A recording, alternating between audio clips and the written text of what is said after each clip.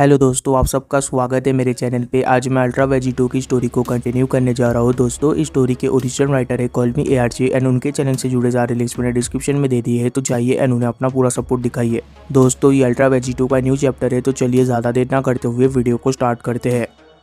Video के शुरुआती pages में हम अल्ट्रा वेजिटो को देखते हैं। अल्ट्रा वेजिटो काफ़ी तेज़ी से सेक्टर 1 के एम्परर की तरफ बढ़ रहा होता है। अल्ट्रा वेजिटो बोलता है कि अब लुका छुपी का खेल बंद करो फाइनल एम्परर, मैं तुमसे मिलने के लिए तरस रहा हूँ बेवकूफ़। वेजिटो इतना बोलते हुए वेजिटो काफ़ी तेज़ी से आगे की तरफ बढ़ रहा होता है। वेजिटो की तेज़ी इतनी ज़्यादा होती है इस वक्त कि वेजिटो सभी चीज़ों को तोड़ते हुए आगे बढ़ रहा होता है। पर इतने तेज़ी से जाने के बावजूद वेजिटो को अभी तक सेक्टर 1 का डीमन एम्परर नहीं दिखा होता, जिसकी वजह से वेजिटो को काफ़ी ज़्यादा गुस्सा आ रहा होता है। वेजिटो बोलता है कि ये तो बिल्कुल ही पॉइंटलेस है, अब बस बहुत हो गया। डाई, अगर तुम खुद को मुझे नहीं दिखाते तो मुझे ही तुम्हें कुछ कलाकारी करके दिखाना होगा। लगता है मुझे तुम्हें मजबूर करना ही होगा डाई। जैसे ही वेजिटो ऐसा बोलता है वैसे ही वेजिटो एकदम से रुक जाता है। ऐसा लग रहा होता है कि वेजिटो किसी तरीके का अटैक बनाने वाला है। वेजिटो अपने दोनों हाथों को मिलाने लग जाता है और वेजिटो बोलता है कि इसमें तो काफ़ी ज़्यादा मज़ा आने वाला है। मुझे कुछ भी फ़र्क नहीं पड़ता कि आखिर ये जगह कितनी बड़ी है, पर अगर तुम मुझे खुद को नहीं दिखाते तो मुझे इस जगह को पूरी तरीके से ख़त्म करना होगा और मैं इस जगह को नेक्स्ट डायमेंशन में पहुंचाने के लिए तैयार हो चुका हूँ। अब तुम्हें नेक्स्ट डायमेंशन में जाना है या खुद को रिवील करना है, ये तो तुम्हारे ऊपर है डाई। जैसे ही वेजिटो इतना बोलता है वैसे ही वेजिटो अपने हाथ में एक एनर्जी अटैक बनाने लग जाता है। इस एनर्जी अटैक के अंदर से इलेक्ट्रिक स्पार्क निकल रहे होते हैं और वेजिटो तैयार हो चुका होता है इस अटैक को शूट करने के लिए। वेजिटो बोलता है कि तुम अब भी मेरे सामने नहीं आए डाई। अगर मेरे 3 गिनने तक तुम मेरे सामने नहीं आते तो मैं इस जगह को पूरी तरीके से ख़त्म कर दूंगा। मैं काउंटडाउन स्टार्ट करता हूँ, 3, 2, 1। वेजिटो के 1 बोलते ही वेजिटो एकदम से रुक जाता है।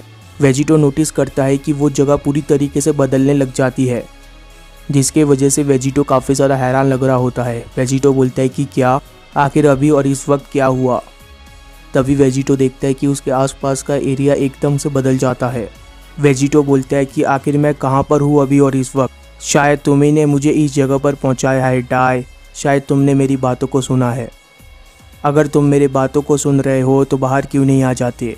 मुझे इतना इंतज़ार करवाना तुम्हारे लिए अच्छा नहीं होने वाला है। अगर तुम मेरे सामने अब भी नहीं आते तो मैं इस जगह को भी ख़त्म कर दूंगा। वेजिटो के इतना बोलते ही वहाँ पर कोई आ जाता है। वहाँ पर एक नहीं 5 लोग आए हुए होते हैं और पांचों के पांचों लोग एकदम से तलवार उठाते हैं। वेजिटो बोलता है कि मुझे लगा था कि यहाँ पर डाई मौजूद होगा, शायद मैं गलत था, पर कम से कम यहाँ पर कोई आया तो। और इसके बाद रिवील हो जाता है कि आखिर वेजिटो के सामने कौन आए हैं। वेजिटो के सामने 5 वॉरियर टाइप लोग आए हुए होते हैं। सभी का चेहरा एक दूसरे से अलग होता है, पर उनमें एक बातें कॉमन होती है, वो होती है उनकी आंखें और उनका हेयर। वेजिटो बोलता है कि ओ ऐसी बात है, पर ज़रा रुको 1 मिनट, ये तो काफ़ी ज़्यादा इंटरेस्टिंग है, पर मैंने तो तुम लोगों को कभी देखा ही नहीं इससे पहले। मुझे इतना तो याद है कि मैंने इस तरीके के एनर्जी सिग्नेचर को पहले भी महसूस किया है, पर कहाँ महसूस किया है ये मुझे याद नहीं आ रहा है। तभी एकदम से वेजिटो के चेहरे का एक्सप्रेशन बदल जाता है। वेजिटो बोलता है कि ज़रा रुको, ज़रा तुम लोग मुझे ये बताओ, क्या तुम लोग एंजल्स हो। वेजिटो की बात को सुनकर वो शख्स बोलता है कि बहुत अच्छे सेक्टर 2 के एम्परर। लगता है जो भी लेजेंडरी कहानियाँ मैंने तुम्हारे बारे में सुनी है वो सब कुछ सच है। तुम तो वाकई में काफ़ी ज़्यादा इंटेलिजेंट हो, इसमें कोई शक नहीं है कि हम लोग एंजल्स हैं, पर हम लोग उस तरीके के एंजल नहीं है जिस तरीके के एंजल से तुमने मुकाबला किया है। यहाँ तक कि हम लोग तो 20 की तरह भी नहीं है। हम लोग काफ़ी हाई ग्रेड के एंजल्स हैं, जिसे पर्सनली बनाया है एंजल्स के क्रिएटर ने। वेजिटो बोलता है कि एंजल्स का क्रिएटर, हाँ, लगता है कि मैं इस शख्स को पूरी तरीके से जानता हूँ। ये देखकर काफ़ी ज़्यादा अच्छा लगा कि उसके और भी ज़्यादा बच्चे हैं जो कि बिल्कुल उसी की तरह है। वो पुराना कुत्ता, आखिरकार वक्त आ चुका है तुमसे मिलने का डाई। वेजिटो ने इतना बोला ही होता है कि तभी एक एंजल बोलता है कि बहुत हो चुका, तुम बहुत बकवास बातें कर चुके हो, और भाई हम यहाँ पर बातें करने नहीं आए हैं और ना ही हम यहाँ पर हवाओं का मज़ा लेने आए हैं। हम यहाँ पर आए हैं गॉड किलर को मारने के लिए और हमें उसे मारना ही होगा। तभी वो एंजल एकदम से अपना तलवार उठाता है और तैयार हो जाता है गॉड किलर का सामना करने के लिए। वो एंजल बोलता है कि हमें बस इसका कटा हुआ सिर चाहिए, इससे कम हमें कुछ भी नहीं मंजूर है। क्या तुमको समझा मेरे भाई? तब इस बात को सुनकर वेजिटो बोलता है कि बातें तो तुम लोग भी काफ़ी अच्छी अच्छी कर लेते हो, पर जो कुछ भी हो तुम लोग बिल्कुल भी एक एंजल की तरह नहीं लगते। वो तो मैंने तुम्हें तुम्हारी एनर्जी सिग्नेचर से पहचाना कि तुम लोग एक एंजल हो, वरना हमारे राइम के एंजल्स तो लिपस्टिक लगाया करते हैं। आखिर तुम लोगों ने लिपस्टिक क्यों नहीं लगाया है? पर जो कुछ भी हो मुझे काफ़ी अच्छा लगा। पर अब तुम मुझे ये बताओ, क्या तुम्हें ये अच्छा लगा? जैसी वेजिटो ऐसा बोलता है वैसी वेजिटो अपना थर्ड आई ओपन करता है और अब वेजिटो का लुक बिल्कुल उस तरीके का हो गया रहता है जिस तरीके का लुक तब था जब वो डाई से मुकाबला कर रहा था। वेजिटो के तैयार होते ही वो एंजल एकदम से वेजिटो तक पहुंच जाता है और वो एंजल बोलता है कि चुप रहो। वो एंजल एकदम से वेजिटो तक पहुंचते ही तलवार चला देता है, पर वेजिटो को वो अटैक नहीं लगता। वेजिटो एक हाथ से ही उस एंजल को उठा लेता है। उस बात को वो एंजल भी समझ चुका होता है। वो एंजल बोलता है कि आखिर ऐसा क्यों लग रहा है कि ये कोशिश भी नहीं कर रहा है। तभी वेजिटो उस एंजल को देखते हुए बोलता है कि काफ़ी वक्त बीत चुका है, मैंने इस तरीके की आंखें नहीं देखी, और साथ ही में काफ़ी वक्त से मैंने किसी एंजल की आंखों में डर भी नहीं देखा है मौत का। इन आंखों को देखकर मेरी पुरानी यादें ताज़ा हो गई। वेजिटो को इतना बोलते ही वेजिटो एक ज़बरदस्त किक मार देता है उस एंजल के ऊपर। वेजिटो ने ये किक इतना जल्दी मारा हुआ होता है कि उस एंजल को रिएक्ट करने का मौका ही नहीं मिलता। वेजिटो का ये किक बहुत ही ज़्यादा पावरफुल होता है जिसके वजह से वो एंजल काफ़ी दूर जाकर गिरने वाला होता है। वो एंजल हवा में ही होता है, पर वहीं पर दूसरी तरफ वेजिटो तैयार हो जाता है एक और अटैक करने के लिए। वेजिटो बोलता है कि काफ़ी वक्त बीत चुका है, मैंने इस तरीके के टेक्निक का इस्तेमाल नहीं किया। मैं तुम पाँचों के ऊपर काफ़ी सारे ओल्ड टेक्निक्स का इस्तेमाल कर सकता हूँ। वेजिटो के इतना बोलते ही वेजिटो एकदम से उस एंजल तक पहुँच जाता है और वेजिटो एक ज़बरदस्त अटैक कर देता है उस एंजल के ऊपर। ये अटैक इतना ज़्यादा पावरफुल होता है कि उस एंजल के हाथ से उसका तलवार ही छूट जाता है और वेजिटो काफ़ी स्पीड से उस एंजल के ऊपर अटैक करते हुए निकल जाता है। और जैसे ही वेजिटो अपने आप को रोकता है, वेजिटो देखता है कि वो एंजल भी ज़मीन के ऊपर गिरा पड़ा है। वेजिटो बोलता है कि मैंने देखा, तुम लोग बाकी एंजल से ज़्यादा ताकतवर हो। तुम पाँचों एंजल्स काफ़ी ज़्यादा अच्छे रहोगे मेरे प्रैक्टिस के लिए, पर मेरा पावर लेवल भी काफ़ी ज़्यादा बढ़ चुका है, जिसके वजह से ये बताना काफ़ी ज़्यादा मुश्किल है कि तुम लोगों में और बाकी एंजल्स में कितना फ़र्क है। आखिर तुम लोग मेरा समय क्यों वेस्ट कर रहे हो? जल्दी से इस सेक्टर के बेवकूफ़ एम्परर को भेजो, मैंने उसे काफ़ी समय से नहीं देखा है। वीडियो में आगे बढ़ने से पहले एक छोटा सा अनाउंसमेंट है। दोस्तों, ये है मेरा फेसबुक पेज और मेरे फेसबुक पेज का लिंक मैंने डिस्क्रिप्शन में दे दिया है। हो सकता है कि अल्ट्रा वेजिटो के पार्ट्स इन फ्यूचर इस फेसबुक पेज पे पहले आए, तो हो सके तो इस फेसबुक पेज को भी फॉलो कर देना। अपने भाई को इस तरीके से मार खाता देख वो एंजल बोलता है कि तुमने देखा, मेरा भाई लड़ते टाइम हर वक्त ही मजाक के मूड में रहता है, पता नहीं वो सीरियस होकर कब लड़ाई करेगा, पर शायद अब वक्त आ चुका है हम तीनों के इस बैटल को ज्वाइन करने का। हम लोग काफ़ी ज़्यादा एम्बेरसमेंट सहन कर चुके हैं। उस एंजल के ऐसा बोलते ही वो तीनों एकदम से बैटल फील्ड में उतर जाते हैं। वहीं पर दूसरी तरफ वो एंजल अपने आप को संभाल चुका होता है। वो एंजल बोलता है कि डिमोनिक क्रीचर, ये बिल्कुल ही काजुआ की तरह ही है, ज़रा उसके वो 3 आँखों को देखो। उस एंजल के इतना बोलते ही वो एंजल अपने पीछे किसी चीज़ को नोटिस करता है। वो एंजल देखता है कि उसके कुछ करने से पहले ही वहाँ तक वेजिटो आ चुका है और वेजिटो एक ज़बरदस्त एनर्जी अटैक करने वाला है उसके ऊपर। और इसके दूसरे पेज में बिल्कुल यही हो जाता है। वेजिटो वो एनर्जी अटैक एकदम से शूट कर देता है उस एंजल के ऊपर। वेजिटो का अटैक का नाम होता है ब्लैक थंडर, पर वेजिटो का अटैक उस एंजल को नहीं लगता। वेजिटो का वो अटैक एंजल को लगने से पहले वहाँ पर और 2 एंजल आ जाते हैं और वो दोनों मिलकर अपने तलवार से वेजिटो के अटैक को रोक देते हैं। और इस चीज़ की उम्मीद वेजिटो ने भी नहीं की थी। वेजिटो थोड़ी देर के लिए रुक जाता है, जिसकी वजह से उस तीसरे एंजल को मौका मिल जाता है वेजिटो के ऊपर अटैक करने का। वो तीसरा एंजल एकदम से अपने तलवार से वेजिटो के 2 टुकड़े कर देता है और वेजिटो ने एक बार फिर से इस चीज़ की उम्मीद नहीं की थी। वेजिटो बोलता है कि क्या? वेजिटो की बॉडी एकदम से 2 टुकड़ों में कट के गिर जाती है नीचे, जिस चीज़ को देखकर वो एंजल बोलता है कि बेवकूफ़ डीमन। वो एंजल अपने आप को बहुत ही ज़्यादा कूल समझ रहा होता है। वो एंजल बोलता है कि तुम्हें अपने तलवारबाजी के ऊपर काम करना होगा। ये क्रीचर तो मक्खन से भी ज़्यादा नरम था और इसे काटना तो काफ़ी ज़्यादा आसान था, पर आखिर तुम्हें हराने में इसको इतनी दिक्कत क्यों आ रही थी? वेजिटो की बॉडी 2 टुकड़ों में कटी पड़ी हुई होती है और चारों तरफ वेजिटो का खून फैला हुआ होता है, जिसे देखकर एक एंजल बोलता है कि अब इसे कौन साफ करेगा। उस एंजल का ये सेंटेंस ख़त्म होते ही वेजिटो एकदम से रीजनरेट करने लग जाता है। वेजिटो की बॉडी एकदम से जुड़ने लग जाती है, जिसे देखकर वो सारे के सारे एंजल्स हैरान रह जाते हैं। वो एंजल्स बोलते हैं कि क्या, आखिर अब ये क्या कर रहा है। और जैसे ही वेजिटो का फेस पूरी तरीके से जुड़ जाता है, वेजिटो एकदम से एक black mouth beam cannon attack shoot करने वाला होता है उन सारे के सारे एंजल्स के ऊपर, जिसके वजह से एक एंजल तो काफ़ी ज़्यादा डर जाता है। वो बोलता है कि नहीं, वेजिटो वो अटैक शूट कर देता है, जिसके वजह से एक ज़ोरदार धमाका होता है। ये ब्लास्ट इतना बड़ा हुआ होता है कि हर तरफ सिर्फ धूल और धुआं होता है और हमें कुछ भी सही से नहीं दिख रहा होता। और जैसे ही धूल और धुआं धीरे धीरे हटता है, हमें वहाँ पर एक एंजल दिखता है। इस एंजल की हालत काफ़ी ज़्यादा ख़राब लग रही होती है। इस एंजल का एक हाथ उखड़ चुका होता है और उससे खून निकल रहा होता है, जिस चीज़ को देखकर वेजिटो बोलता है कि तुम लोगों का सरप्राइज अटैक बहुत अच्छा था, पर तुम्हारी बदकिस्मती ये है कि मेरा अटैक और भी ज़्यादा बेटर था तुम लोगों से। ये काफ़ी ज़्यादा दुख की बात है कि एंजल्स रीजनरेट नहीं कर सकते। आखिर इसके बाद कौन आना चाहेगा। तभी एक दूसरा एंजल बोलता है कि आखिर तुमने उसके साथ क्या किया, आखिर तुम्हारी हिम्मत भी कैसे हुई उसके साथ ऐसा करने की, तुम्हें हर एक चीज़ की कीमत चुकानी होगी। ये बोलते हुए वो एंजल काफ़ी तेज़ी से वेजिटो की तरफ बढ़ रहा होता है तलवार लेकर। और जैसे ही वेजिटो के ऊपर वो एंजल तलवार से हमला करने वाला होता है, वैसे ही वेजिटो एकदम से पीछे पलटता है और वेजिटो पीछे पलटकर एकदम से अपने दांतों से उस तलवार को पकड़ लेता है। क्योंकि वेजिटो कोलगेट टूथपेस्ट का यूज़ करता है, इसीलिए वेजिटो की दांतों की मजबूती बहुत ज़्यादा होती है और वेजिटो के दांत एकदम से काटने वाली मशीन की तरह एक्ट करते हैं। और जैसे इस काटने वाली मशीन के बीच उस एंजल का तलवार आता है, वो एकदम से टूट जाता है, जिस चीज़ को देखकर वो एंजल बोलता है कि क्या, आखिर तुमने मेरे डिवाइन ब्लेड को कैसे तोड़ दिया, वो भी सिर्फ अपने दांतों से। वेजिटो बोलता है कि ये तो कुछ भी नहीं था, मैं तो तुझे भी कच्चा चबा जाऊंगा, पर तेरे ब्लेड का टेस्ट बहुत ही अच्छा है। लगता है तुम भी लास्ट वाले से अलग नहीं हो, तुम बिल्कुल ही बेकार और कमज़ोर हो। क्यों ना हम समय बचाने में ध्यान दें। मैं चाहता हूँ कि तुम सब एक ही बार में आ जाओ और तुम सब एक ही बार में मिलकर मेरा सामना करो।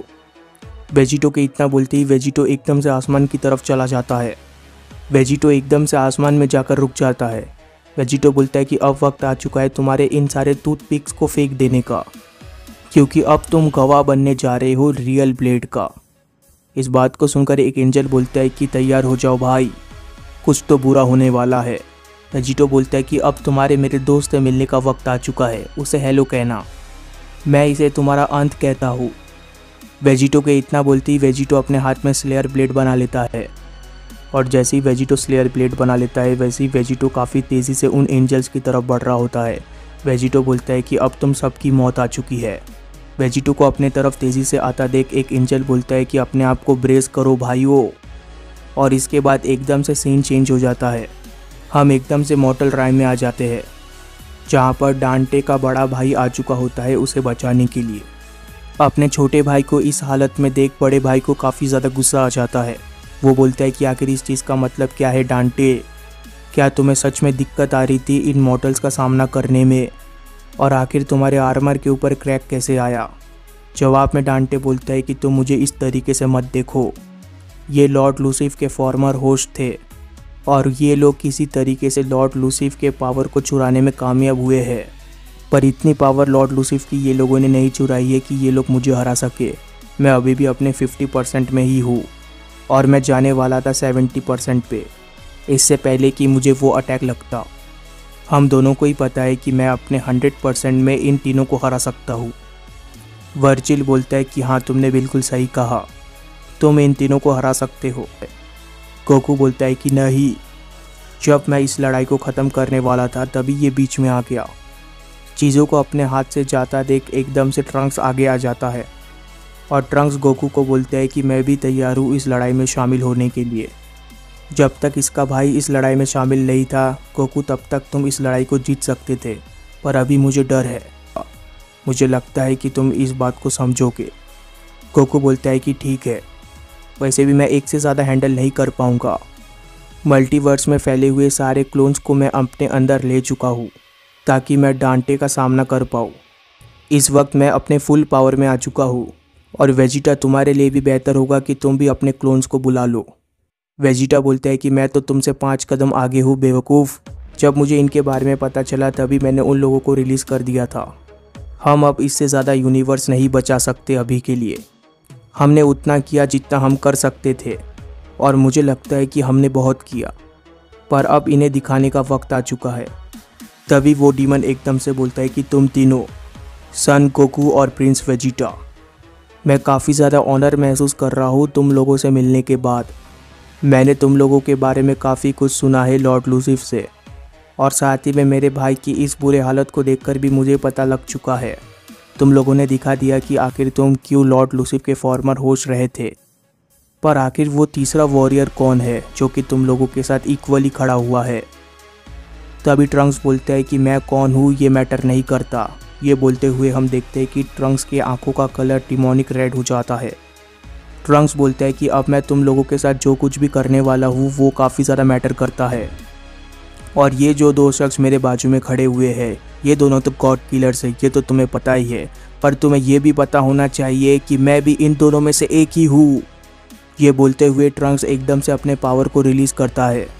ट्रंक्स के हेयर एकदम से ब्लॉन्ड हो जाते हैं और ट्रंक्स के चेस्ट पर भी बिल्कुल उसी तरीके का सिंबल होता है जिस तरीके का सिंबल गोकू के चेस्ट पे था। और ट्रंक्स को अपनी बराबरी करता देख गोकू काफ़ी ज़्यादा इम्प्रेस हो जाता है। गोकू बोलता है कि तो ये तुम्हारे अंदर भी था और मैं तुमसे इससे कम की उम्मीद भी नहीं करता हूँ ट्रंक्स। तभी ट्रंक्स बोलता है कि हाँ तुमने बिल्कुल सही कहा है गोकू, काफ़ी कुछ ऐसी चीज़ें हैं जो कि तुम्हें अब भी पता नहीं है मेरे बारे में, या फिर मैं ये भी कह सकता हूँ तुम्हें ये नहीं पता कि मैं क्या कर सकता हूँ।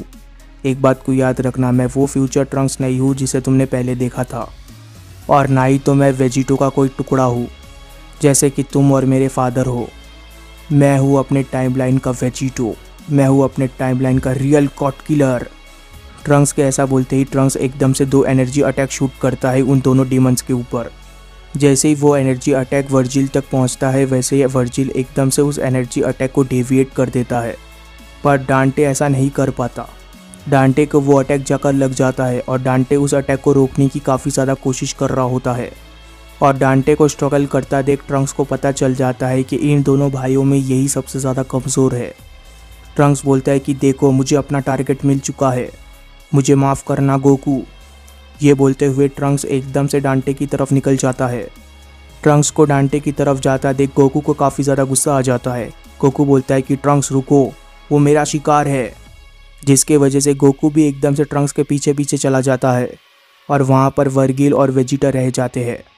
वेजिटा अपने आप को अकेला पाकर काफ़ी ज़्यादा डर जाता है। वेजिटा बोलता है कि रुको, आखिर तुम दोनों बेवकूफ़ मुझे अकेला छोड़ के कहाँ पर जा रहे हो? अभी मेरा बेटा भी मुझे छोड़कर जा रहा है। वाह, ये तो काफ़ी अच्छी बात है। वेजिटा को इस हालत में देखकर वो डीमन बोलता है कि क्या हुआ प्रिंस वेजिटा, क्या कुछ गड़बड़ है? क्या तुम्हें अकेलापन महसूस हो रहा है?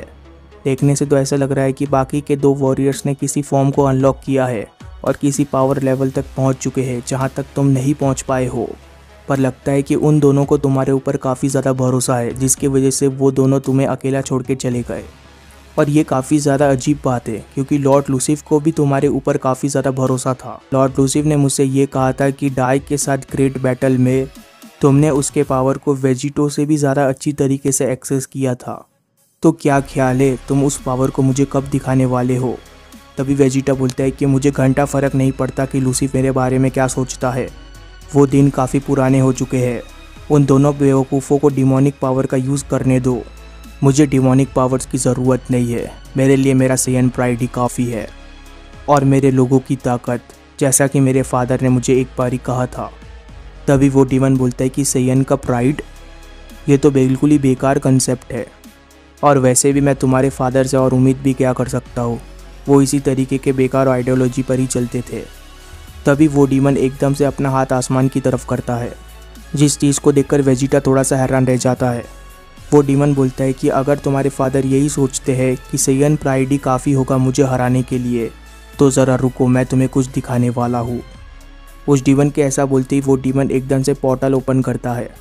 उस पोर्टल का साइज़ देखते ही देखते काफ़ी ज़्यादा बड़ा हो जाता है। वो डीमन बोलता है कि ये रहा किंग वेजिटा। उस डीमन के ऐसा बोलते ही एकदम से किंग वेजिटा उस पोर्टल से बाहर आने लग जाते हैं, जिस चीज़ को देखकर वेजिटा बोलता है कि क्या और एकदम से किंग वेजिटा की बॉडी आकर ज़मीन से टकरा जाती है। जिस चीज़ को देखकर वेजिटा काफ़ी ज़्यादा हैरान रह जाता है। वेजिटा बोलता है कि फादर। किंग वेजिटा की बेजान बॉडी वेजिटा के सामने पड़ी हुई होती है। वेजिटा बोलता है कि नहीं, आखिर ये कब हुआ। तभी वो डीमन बोलता है कि क्या इससे कुछ फ़र्क पड़ता है कि आखिर ये कब हुआ। और तुम्हारी जानकारी के लिए बता दूं कि ये तब हुआ जब तुम दोनों बाकी के यूनिवर्सेस को बचा रहे थे। यहाँ पर मैटर ये करता है कि तुम अपने फादर को प्रोटेक्ट करने के लिए वहाँ पर नहीं थे। और तभी वो डीमन एकदम से चुटकी बजाता है। उस डीमन के इतना करते किंग वेजिटा की बॉडी एकदम से फट जाती है, जिसके वजह से किंग वेजिटा के बॉडी से निकला हुआ खून चारों तरफ फैल रहा होता है। किंग वेजिटा के बॉडी से निकला हुआ खून एकदम से वेजिटा के चेहरे पर भी लगता है और वेजिटा का चेहरा अपने ही फादर के खून से रंग चुका होता है। वेजिटा काफ़ी ज़्यादा शॉक में होता है। वेजिटा बोलता है कि आखिर तुमने ऐसा क्यों किया। तभी वो डीमन बोलता है कि तुम्हें तो काफ़ी ज़्यादा खुश होना चाहिए। मैंने ये सुना था कि तुम अपने फादर से काफ़ी सालों से मिले नहीं हो, तो मैंने तुम दोनों को रियूनाइट कर दिया। मैं उम्मीद करता हूँ कि तुम जितने नज़दीक से अपने फादर को देख सकते थे, मैंने उतने ही नज़दीक से उन्हें दिखाया तुम्हें। क्या मैंने सही कहा प्रिंस वेजिटा? जवाब में वेजिटा कुछ भी नहीं बोलता और वेजिटा का चेहरा नीचे की तरफ होता है, पर देखने से ऐसा लग रहा होता है कि वेजिटा किसी पावर को अनलॉक कर चुका है, जिस चीज़ का एहसास ट्रंक्स को और गोकू को भी हो जाता है। और जैसे ही वेजिटा अपना चेहरा ऊपर की तरफ करता है, हम देखते हैं कि वेजिटा की आंखें रेड होती है। और सिर्फ इतना ही नहीं, वेजिटो की तरह वेजिटा के पास भी 3 आंखें होती है। और वेजिटा बोलता है कि अब वक्त आ चुका है तुम्हें नर्क में पहुंचाने का।